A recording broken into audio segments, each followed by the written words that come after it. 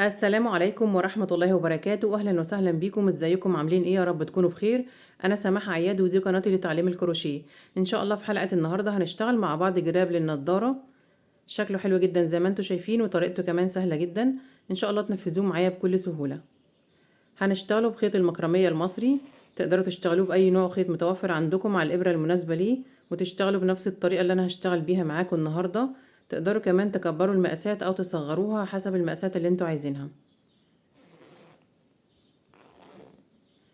طبعا الجراب ينفع بورتوفيه او محفظة، مش لازم يكون جراب نضارة.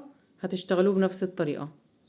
اتمنى ربنا يوفقني والفيديو النهاردة يعجبكم وتستفادوا منه. لو عجبكم الفيديو اعملوا له لايك وشير، واكتبوا لي في التعليقات رأيكم ايه في الجراب، وبتشاهدوني من اي بلد.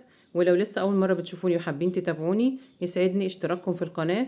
فاشتركوا وفعلوا الجرس على الكل عشان يوصلكوا اشعار باي فيديو جديد انا بعمله.